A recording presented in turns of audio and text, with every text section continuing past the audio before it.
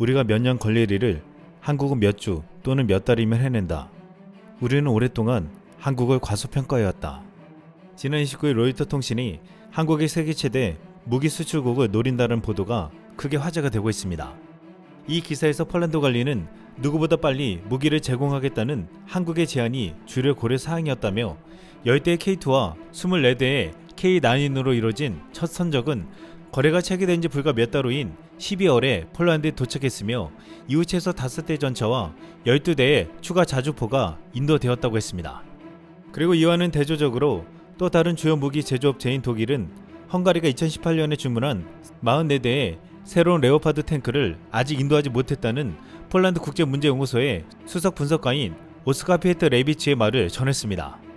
지금 로이터 통신에서 다뤄진 한국의 가장 큰 경쟁력은 빠른 배송, 이른바 로켓 배송이라고 말하고 있습니다. 로이터 통신은 한국 무기산업의 간부들은 그것이 미래 고객을 위한 판매 포인트가 될 것이라고 말했다고 했습니다. 지금 빠른 배송만큼 매력적인 마케팅이 없다는 것입니다. 지난 25일 K2 전차 4차 양산 산업이 발표되었는데 2024년에서 28년까지 약 1조 9,400억 원을 들여 150여 대를 추가로 생산한다고 했습니다.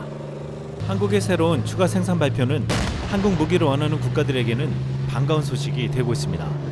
지난 1월 미국 포린 폴리시는 폴란드가 한국의 K2 전차 1000대를 계약한 것은 굉장히 큰 사건이라며 폴란드 입장에서 한국과의 대규모 계약은 독일을 선택할 경우보다 훨씬 빨리 탱크를 확보할 수 있고 나아가 기술 이전을 통해 국내 방위 산업을 육성하려는 폴란드의 요구까지 충족해주는 이점이 있다고 분석했습니다. 또한 한국의 입장에서도 폴란드가 유럽 전체 레오파르트2 탱크의 절반에 해당하는 1000대의 K2 전차를 갖출 경우 다른 나라들이 상호 운영성 면에서 K2 전차 구매를 검토할 가능성이 크다는 점에서 유리하다고 했습니다. 지금 독일의 레오파르트2 전차는 현재 나토 육군 주력 전차로 유럽 각국에서 2000대 이상이 운영되고 있고 독일은 오랫동안 주변국의 무기 공급자 역할을 해왔으나 이에 대한 신뢰가 흔들리고 있다고 했습니다. 이에 씨는 많은 유럽 국가들이 독일의 레오파르트 주력 전차를 우크라이나로 이전하는 것을 승인하기를 꺼리고 새로운 전차의 느린 인도 속도에 좌절했다고 표현했습니다. 결국 국방 분석가 블레이크 헤르징거는 한국 폴란드 팀 구성이 유럽 주요 전투 탱크 시장에서 독일의 확고한 지배력을 싹쓸이할 수 있다고 주장했습니다.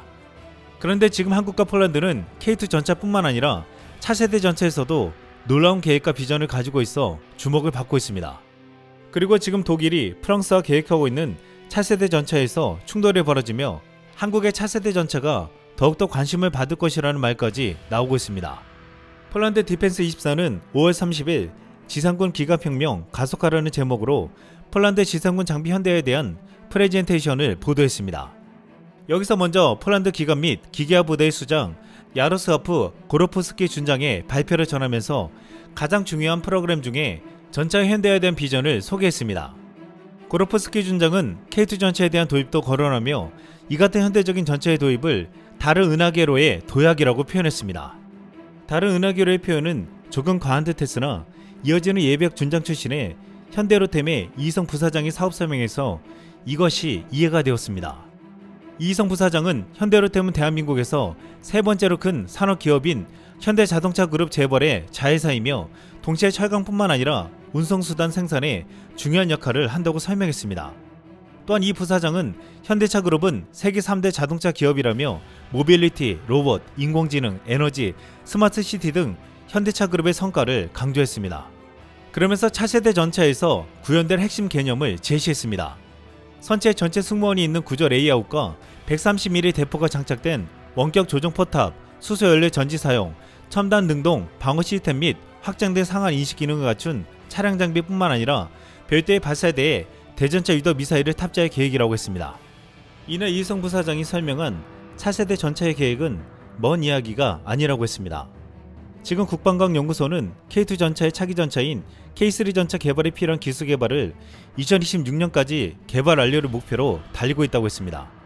그런데 현대로템 이희성 부사장이 폴란드에서 차기 전차에 대한 계획안을 괜히 자세하게 브리핑한 것이 아니라고 말하고 있습니다. 폴란드는 파격적으로 K2 전차 1000대를 도입하기로 결정하고 지금 한국과 K3 전차 공동 개발까지 거론되고 있습니다. 일각에서는 폴란드는 한국이 개발하는 차세대 전차 K3 전차 때문에 K2 전차를 1000대나 도입하고 자국 내 생산 시설을 갖추는 큰 그림을 그렸다는 말을 하고 있습니다. 유럽 무기 생산의 최강국 독일과 프랑스는 각각의 주력 전차인 레오파르트 2와 르클레르를 제치할 차세대 모델을 공동 개발하는 계획을 진행시켜 왔습니다. 그런데 이 계획에 폴란드가 참여하기를 원했지만 무참하게 무시당했고, 이에 폴란드는 한국의 K2 전차를 도입하기로 하고 독일과 프랑스가 배제한 차세대 전차를 한국과 손을 잡고 만들려고 하고 있다는 것입니다.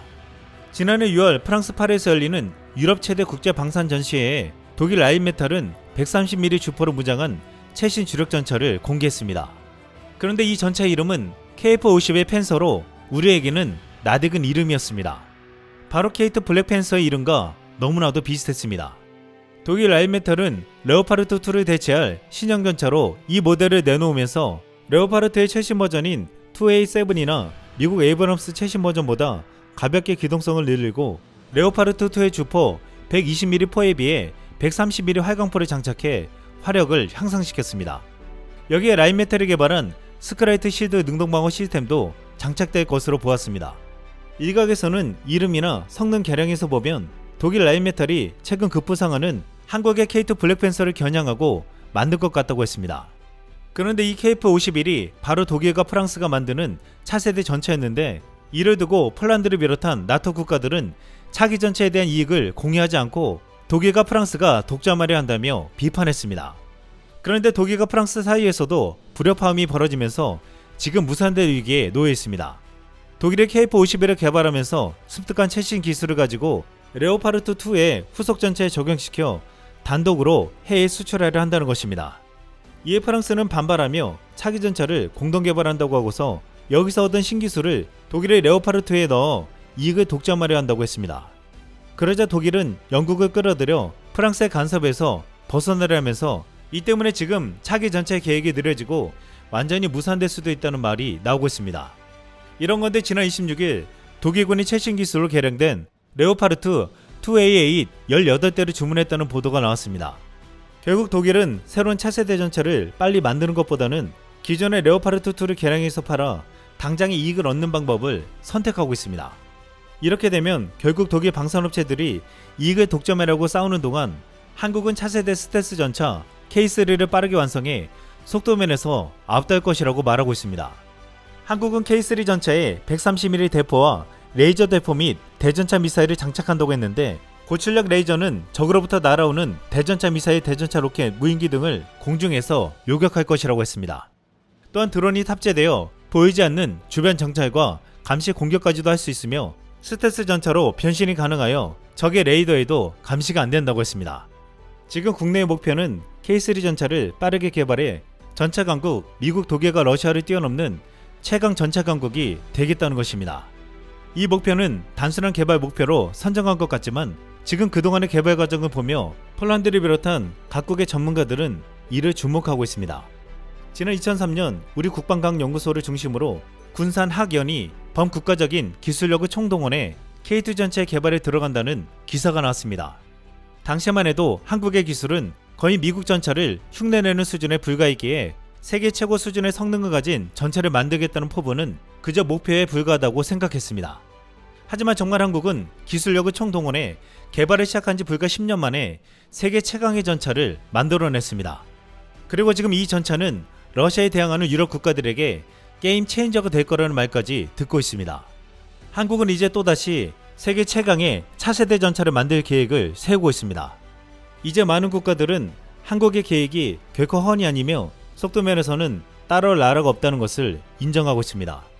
수많은 글로벌 군사 매체에 로이터 통신의 최근 기사가 많이 인용되었는데, 이 기사를 한마디로 요약하면 이것이었습니다. 우리가 몇 년 걸릴 일을 한국은 몇 주 또는 몇 달이면 해낸다. 폴란드는 빠른 속도로 재무장을 하고 있습니다. 캐나다가 바르샤바에서 교훈을 얻을 수 있을까요? 캐나다 CBC 뉴스가 지난 1일 주목할 만한 보도를 내놨습니다. 이 매체는 폴란드는 몇 달이면 가능한데 캐나다는 새로운 군사 장비를 구입하는데 왜 그렇게 오래 걸리냐며 지난해 12월 폴란드에서의 한 인상적인 장면을 묘사했습니다. 캐나다 CBC의 표현을 그대로 옮기자면 이러했습니다.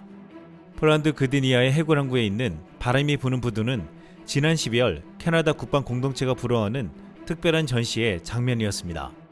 그날 부두에는 한국산 썬더 K9A1 자주포 24정이 포신을 높이 들고 줄지어 서 있었습니다. 인근에는 블랙팬서 K2 54톤급 주력전차 10대가 주차되어 있었습니다. 장갑차와 대형 화포는 바르샤바와 서울 간의 130억 달러 규모의 미국 블록버스터 방위협정의 선봉을 상징했습니다. 이 장면을 특별하게 만든 것은 대형 탱크와 대포가 부두에 도착하기 불과 4개월 전에 양국 간의 계약이 체결되었다는 사실이었습니다. 캐나다 CBC는 이 장면을 이렇게 묘사하며 적잖은 충격을 받은 듯 보였습니다. 캐나다에서는 지금 우크라이나에 무기를 긴급히 공급하면서 큰 공백이 생겼는데 이를 새로운 무기로 채워 넣으려 하지만 빠르게 공급받을 수 있는 방법이 없어 계획조차 세우지 못하고 있습니다. 이에 채널 폴란드의 조달 프로젝트 속도는 캐나다의 군사 조달 속도와 극명한 대조를 이룬다며 오타와는 3월에 아니타 아난드 국방장관이 발표한 계획에 대한 확고한 일정이 아직 없다고 말했습니다. CBC는 폴란드는 러시아와 국경을 마주하고 있지만 캐나다는 멀리 있기 때문에 긴박함이 부족하다고 했습니다. 이러한 캐나다의 상황에 대해 폴란드 토마시 그루츠키 상원의장은 저는 캐나다를 이해합니다. 우크라이나, 러시아와 거리가 있습니다. 그래서 세상이 변하고 있는 것을 이해하는 데 조금 더 어려울 수 있습니다. 라고 말했습니다. 하지만 그루츠키 상원의장은 캐나다 정치인들에게 러시아의 본질에 대해 직시하고 환상을 버려야 한다고 말했습니다. 러시아가 멀리 있어서 캐나다를 위협하지 않을 것이란 환상 말입니다. 이 일에 폴란드 총리가 캐나다를 방문하는데 여기서 러시아의 우크라이나 침략과 더불어 지역 방위 및 안보 강화에 대해서 이야기를 나눈다고 했습니다. 지금 캐나다에서 가장 공신력이 높은 공영방송 CBC는 폴란드가 보내는 러시아 위협을 가볍게 생각하지 말라는 충고를 전하며 폴란드와 같이 하루빨리 새로운 무기를 도입해야 한다는 식의 취지로 말했습니다. 그런데 이 방송의 충고가 아니더라도 캐나다는 이미 움직이고 있습니다. 지난달 31일 캐나다 수도 오타와에서 한국방위사업청과 캐나다 국방부는 제1회 한캐나다 방산군수공동위원회를 열어 방위산업 전반에 걸친 협력 방안에 대해서 논의했습니다. 이 위원회는 강한석 방사청 차장과 낸시 트렘블레 캐나다 국방부 국방물자 차관보가 공동위원장을 맡았는데 누가 봐도 한국 무기 도입에 대한 협의체가 분명해 보였습니다. 방사청은 방산협력이 기술 이전, 현지 생산 등 산업협력으로 이어진 사례를 제시했고 캐나다 측은 자국 내 광범위한 시험장과 저온시험에 특화된 환경을 이용한 시험평가 분야 협력을 제안했다고 했습니다. 결국 한국은 무기를, 캐나다는 시험장을 제공하겠다는 말이었습니다. 캐나다는 지난해 말 우크라이나에 M777 곡사포와 함께 병력을 파병하고서 한국에게 K9 자주포 18문을 긴급히 요청했습니다. 또한 이미 지난해 5월 캐나다는 우크라이나에 155mm 포탄을 대거 보내면서 우리나라에서 155mm 포탄 10만 발을 수입한 것으로 뒤늦게 알려지기도 했습니다. 캐나다는 전력의 공백을 빠르게 공급할 수 있는 한국에게서 메우려고 하고 있는데 앞으로 60조에 이르는 잠수함 수주도 이 때문에 한국이 가장 유리할 것으로 보고 있습니다. 한국에게서 빠르게 무기를 받는 대신 잠수함 수주라는 선물을 안겨줄 것이라는 기대를 하고 있습니다. 캐나다가 급해진 이유는 러시아와 우크라이나의 전쟁으로 인한 것도 있지만 러시아 위협이 점점 커지고 있는 것도 큰 이유가 되고 있습니다. 지난 2월 미국 알래스카에 이어 캐나다 영공에서도 정체를 알 수 없는 고고도 비행물체가 발견되면서 주말 동안 북미의 긴장감이 높아졌습니다. G 스탱트리도 캐나다 총리는 캐나다 영공을 침범한 미확인 물체의 격추를 명령했다면서 미국과 캐나다가 공동으로 운영하는 북미 항공우주방위사령부가 캐나다 북부의 유콘에서 이 물체를 떨어뜨렸다고 밝혔습니다. 또한 지난 2022년 10월에도 핵미사일을 발사할 수 있는 러시아 전략 폭격기가 미국 알래스카 인근으로 접근해 미군 전투기가 출격하는 일이 일어났습니다. 미국 북미 항공우주방위사령부는 당시 성명을 내어 알래스카 방공식별구역에 진입해 작전을 하는 러시아 투폴레프 95 폭격기 2대를 탐지하고 추적해 식별했다. F-16 전투기 2대가 발진해 아직 국제 공역에 있는 러시아 비행기를 차단하고 미국과 캐나다 영공에 들어오지 못하게 했다라고 밝혔습니다. 당시 러시아 전략 폭격기의 알래스카 인근 비행은 우크라이나 전쟁으로 러시아와 서방의 긴장이 고조되고 있는 상황에서 일어난 일이라 눈길을 끌었습니다. 또한 지구온난화로 인해서 빙하가 녹으며 새로 생긴 북극권 항로와 지원을 위해 16,000km에 달하는 북극권에 러시아를 비롯해 많은 나라들이 달려들고 있습니다.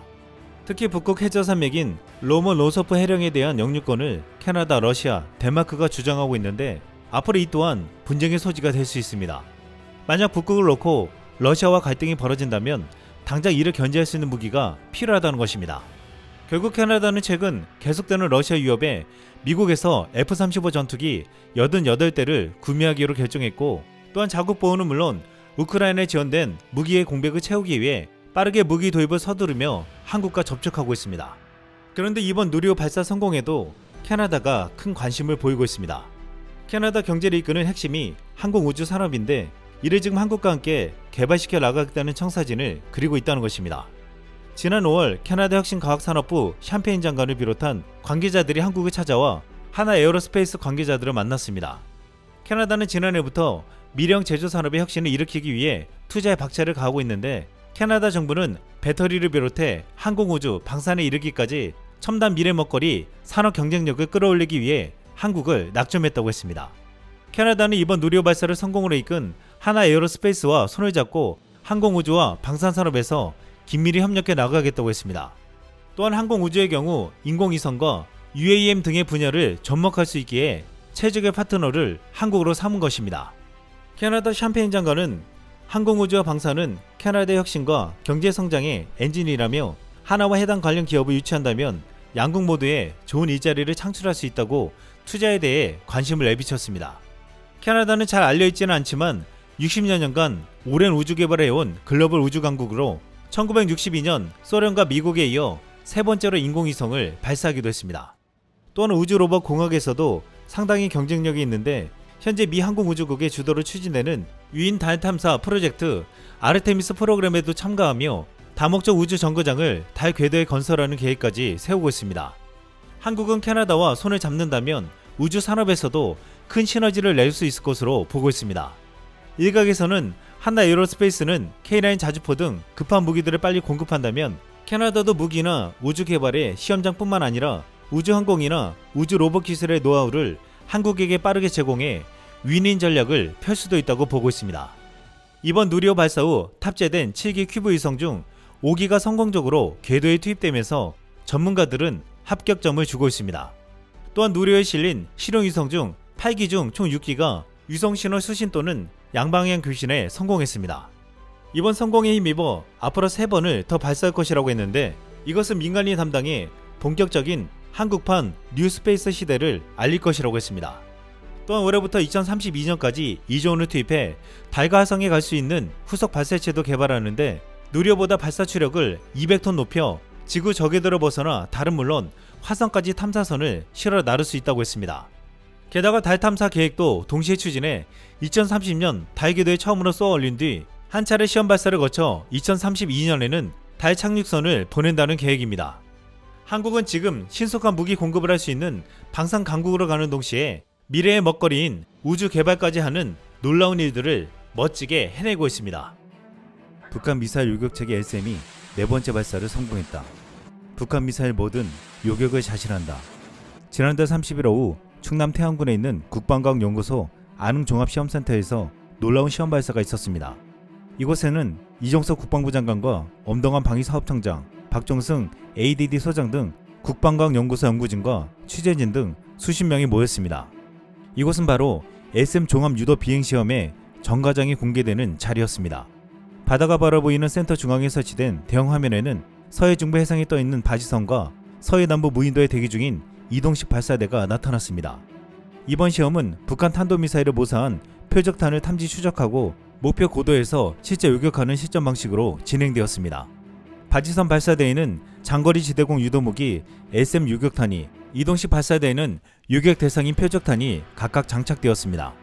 북한 탄도미사일을 모사한 표적탄이 발사되자 SM의 다기능 레이더가 즉각 이를 탐지해 화면의 정확한 위치를 표시했습니다. 이와 발사 신호와 함께 요격탄이 발사되자 열상 감지 장비 화면에 비행 궤적이 잡혔습니다. 추진기간 1, 2단과 직격 자위 비행체 KV로 구성된 요격탄은 1단 로켓 분리, 2단 로켓 분리에 이어 KV가 분리되었고, 표적탄과의 거리가 좁혀지더니 공중에서 폭발이 일어났습니다. 한국군 미사일 방어의 핵심이자 한국형 아이언돔이라 불리는 SM의 4번째 탄도미사일 요격시험이 성공한 순간이었습니다. 생중계 화면을 보던 관계자들은 크게 환호성을 질렀습니다. 특히 이 실험을 주관하는 이정석 국방부 장관은 성공 후 벅찬 감정을 감추지 못했습니다. SM 탄도미사일 유격탄은 1, 2단 추진체가 분리되면 유격 지점까지 비행, 적 미사일을 직접 타격해 파괴하는 직격 비행체를 탑재합니다. SM에는 고도 50에서 60km를 비행하는 탄도미사일을 탑재해 추격하는 시커, 정밀 추적기와 탄도미사일을 부딪혀 파괴하는 직격 비행체가 들어가 있는데 이 핵심 장치 두 가지가 순수 국내 기술로 개발되었습니다. 이런 성능을 가진 무기를 개발한 국가는 미국과 이스라엘에 이어 우리나라가 세 번째입니다. 한국에 배치된 사드는 고도 40에서 150km의 상층부를 방어할 수 있는데 사실상 북한의 장사정포는 이렇게 높은 고도로 날아오지 않기 때문에 사드로는 막을 수가 없다고 했습니다.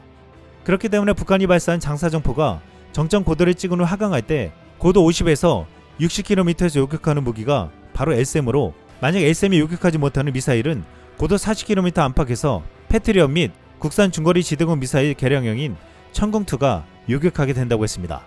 이렇게 사드, SM, 패트리엇, 천궁2가 모두 배치된다면 북한의 미사일을 모두 막을 수 있는 다층적인 방어체계가 구축된다는 것입니다. 이번 성공에 따라 SM은 추가 신뢰성 검증 등 올해까지 시험평가를 종료하고 내년까지 체계 개발을 끝내기로 했습니다. 2019년부터 시작된 체계 개발이 5년 만에 종료되면 양산 단계에 착수하는데 정말 놀라운 속도라고 말하고 있습니다. 국방부는 향후 SM은 시험평가를 거쳐 내년 개발 완료 후 2025년 양산에 착수하여 전력화 계획에 따라 2020년대 후반경 군에 배치될 예정이라고 설명했습니다. 지금 한국의 SM 개발에 미국도 놀라는 분위기입니다. 이정석 국방부 장관은 SM의 유격 고도는 미국의 고고도 미사일 방어체계 사드에 버금간다며 추후 다음 단계인 SM2까지 만들어지면 사드 수준과 똑같을 것이라고 자신했습니다. 방산업계 관계자도 미사일을 고고도에 올리는 기술은 아직 좀 차이가 나지만 레이더 자체만 놓고 본다면 SM이 사드에 결코 밀리지 않는다며 레이더 분야 최강국인 미국이 약 10년간 10조 원을 들여 개발한 기술 수준을 우리는 더 짧은 기간에 10분의 1 가격으로 성공했다며 자랑스러워했습니다. 우리나라의 레이더 개발 역사는 약 30년으로 방산 선진국들에 비해 굉장히 짧지만 그 성과만큼은 전세계 방산 역사상 손에 꼽는다는 평가를 받고 있습니다. 지금 한국의 SM 시험 발사 성공을 가장 눈여겨보는 나라는 바로 한국산 무기를 대거 도입한 폴란드입니다. 지난해 말 폴란드 매체 디펜스24는 불을 뿜은 한국형 미사일 방어체계 보다 더 높은 곳을 목표로 하고 있는 대한민국이라는 제목의 기사를 게재했습니다. 이 매체는 한국이 SM 시스템을 이용한 미사일 유격 테스트가 성공적으로 이루어졌다면서 SM은 북한의 미사일 위협으로부터 대한민국을 보호하기 위한 한국형 미사일 방어체계 KAMD의 일부를 구성하게 된다고 했습니다. 또한 사드가 방어할 수 있는 존을 부분적으로 보완할 수 있는 미사일 방어체계를 자력으로 갖추게 되었다는 점에서 한국인들의 자주 국방 역량 강화는 매우 중요한 전환점을 맞이하게 되었다고 했습니다. 지난해 세 번째 유격시험을 성공하자마자 폴란드 매체는 이를 대서특필했는데 이번 시험도 끝나자마자 폴란드는 폴란드 방공망에 대한 새로운 접근이라는 주제로 토론회가 펼쳐졌습니다. 여기서 진행자는 공중 및 미사일 방어가 폴란드 군대 현대화의 우선순위라고 말했고 여기에 참석한 고위 군 장성들은 모두가 대공방어가 중요하다고 한 목소리로 말했습니다. 폴란드는 지난해 공개적으로 천궁2에 대한 관심을 표명했습니다. 폴란드 국방부가 천궁2에 관심을 갖는 이유는 도입하기로 결정했던 미국의 패트리어트 지대공 유도 미사일의 납기가 지연되고 있기 때문입니다. 폴란드는 2017년 미국으로부터 패트리어트 유격 미사일 208기를 도입하고 2025년까지 8개 포대를 시점 배치할 계획이었지만 아직 미국으로부터 단 한 대도 받지 못했습니다. 그런데 미국은 최근 패트리어트 미사일을 우크라이나에 추가로 지원하기로 해 폴란드 납기는 더 지연될 가능성이 높아졌습니다. 지난해 말 폴란드 영토에 러시아 발사로 추정된 미사일 잔해가 발견된 바 있어 불안한 상황인데 전쟁이 더 커지면 언제든 러시아가 미사일을 발사할 수 있는 상황이라서 마음이 급해지고 있습니다. 이런 가운데 한국이 빠르게 SM의 네 번째 유격 실험을 성공했다는 소식은 지금 폴란드 입장에서는 주목할 수밖에 없었습니다. 한국은 정해진 납기 내에 빠르게 줄 수 있는 유일한 나라이기 때문입니다. 이미 폴란드가 도입을 검토하는 천궁2는 2021년 아랍에미리트에 수출하는 데 성공했으며 사우디아라비아도 UAE의 뒤를 따라 선정할 가능성이 높아지고 있습니다. 여기에 천궁2보다 더욱 높은 고도의 유격을 위해 개발 중인 LSM이나 SM2까지 나오면 이제 중고도, 고고도 유격 무기까지 수출 대상이 될 것으로 보고 있습니다. 또한 한국형 아이언돔이라 불리는 LAMD, 한국형 장사정포 유격 체계까지 개발이 완료되면 천궁2, SM, LAMD를 패키지로 묶은 탄도탄 다중 요격체계를 수출할 수 있게 된다고 했습니다. 한국형 장사정포 요격체계가 성공적으로 개발되고 있다는 소식에 현재 불안감을 감추지 못하는 나라가 북한 말고도 있습니다. 바로 중국입니다. 중국과 인도는 러시아의 사드라 불리는 지대공 미사일 S-400을 도입해 배치해놨습니다. 그동안 S-400은 탄도 미사일부터 순항 미사일과 특히 스텔스기까지 잡는 세계 최고의 대공방어 시스템으로 러시아가 자랑해왔습니다. 그런데 이번에 미국이 우크라이나에 제공한 하이마스 다연장 로켓을 전혀 방어하지 못하면서 엄청난 굴욕을 당하고 있습니다. 우크라이나는 하이마스를 가지고 S-400 대공방어 시스템을 뚫고 러시아군의 지휘부를 비롯한 무기창고 등 주요 군사적 목표를 파괴하고 있습니다. 사실 중국은 S-400을 도입해 한반도 쪽을 겨냥하고 있습니다. 중국은 한국 내 사드 배치를 절대 반대했지만 자신들은 S-400을 배치하면서 우리나라 영공에서의 제공권을 제한되게 만들었습니다. 하지만 S-400의 실체가 드러나면서 러시아만을 믿었던 중국의 고민이 커지고 있으며 과거 러시아 S-300의 기술을 사들여 천궁을 개발한 한국은 정반대로 기세가 올라가고 있습니다. 우리가 개발한 천궁은 러시아의 기술을 한층 업그레이드한 것으로 대공탐지, 추적, 유도에 사용되는 레이더의 성능이 더욱더 탁월하다고 했습니다. 이번 한국의 SM 미사일 실험 성공 소식에 많은 방산국들이 놀라고 있고 주변국들은 한국을 바라보고 있습니다. 이상 쓸멍이었습니다.